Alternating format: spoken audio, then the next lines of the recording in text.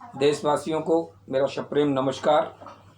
आज अपने श्रृंखला अनोखे वचन अद्भुत ज्ञान की श्रृंखला में मैं आपसे अनलॉक देश लॉक प्रदेश इस टाइटल पर चर्चा करूंगा। देशवासियों, लगभग 70 दिनों के लॉकडाउन के बाद देश के प्रधानमंत्री नरेंद्र मोदी जी ने 1 जून से देश की अर्थव्यवस्था को चलायमान करते हुए या करने हेतु अनलॉक भारत की घोषणा की थी। 3 फेज में अनलॉक होने वाले भारत को 1 जून से 30 जून तक अनलॉक 1 नाम दिया गया। कुछ एहतियात और बंदिशों के साथ अनलॉक 1 प्रारंभ हुआ। साथ ही प्रधानमंत्री जी ने राज्यों को यह अधिकार दिया कि वह अपने अपने प्रदेशों की स्थिति को देखते हुए समझते हुए प्रदेशों को लॉक या अनलॉक करें। कुछ प्रदेशों ने अनलॉक देश से अपने आप को अलग करते हुए लॉकडाउन चालू रखा। इन प्रदेशों में एक मेरा प्रदेश महाराष्ट्र भी है। महाराष्ट्र में लॉकडाउन जारी रखा गया और मिशन बिगिन अगेन के नाम से 1 जून से 30 जून के लॉकडाउन में कुछ रियायतों की भी घोषणा की गई। अनलॉक भारत में जैसा कि अपेक्षित था, संक्रमित कोरोना मरीजों की संख्या में बढ़ोतरी होना प्रारंभ हो गई और हर दिन एक नए रिकॉर्ड के साथ देश व प्रदेश में संक्रमितों का आंकड़ा आने लगा। जिस तरह देश के प्रधानमंत्री ने कोरोना से संबंधित फैसले लेने के अधिकार राज्यों को दे दिए थे, उसी तर्ज पर राज्य सरकारों ने भी कोरोना से संबंधित फैसलों के अधिकार जिला व शहर प्रशासन को सौंप दी। रियायतों की घोषणा करने के साथ साथ महाराष्ट्र शासन ने जिला व शहर प्रशासन को ये अधिकार दे दिए कि वह कोरोना से संबंधित शहर और जिले में लॉकडाउन या अनलॉक जैसे कोई भी फैसले ले सकते हैं। नतीजा यह हुआ कि कहीं कहीं लोकल प्रशासन अपनी मनमानी पर उतर आया।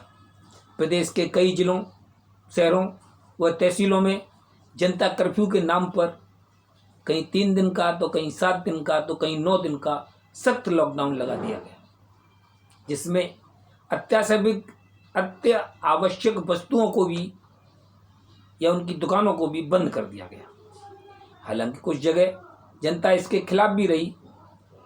लोकल प्रशासन का यही सोचना है कि कोरोना संक्रमण की चेन को तोड़ने के लिए लॉकडाउन ही एक कारगर उपाय है।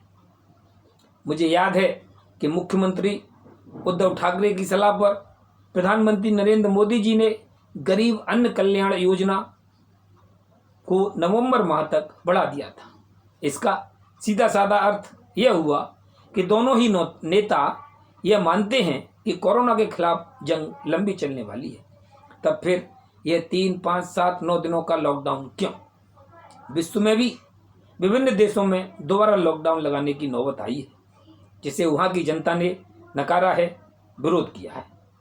जहाँ जहाँ 3, 5, 7 दिन का लॉकडाउन लगाया भी गया है, परिणाम बहुत अधिक आशावादी नहीं आए।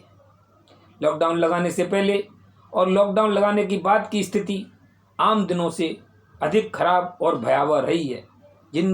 उन दिनों में ना तो सोशल डिस्टेंसिंग का पालन हुआ, ना मास्क लगाए गए और नियमों की सरेआम धज्जियां उड़ी हैं।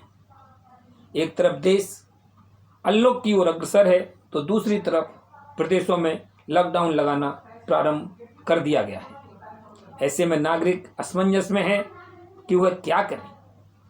अभी हाल ही में कुछ देशों के वैज्ञानिकों ने WHO को यह बताया है कि कोरोना वायरस हवा में भी फैल सकता है। खबर बुरी है और दिल दहलाने वाली है।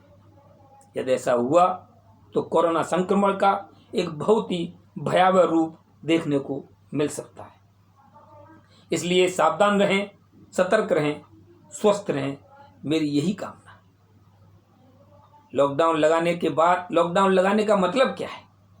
लॉकडाउन लगाने का सीधा साधा मतलब है आप वहाँ की जितनी भी पॉपुलेशन है उसको टेस्ट कर सकें, उसको संक्रमित मरीजों को वहाँ से निकाल सकें और केवल जो रह जाए पॉपुलेशन वो गैर संक्रमित मरीजों की रह जाए।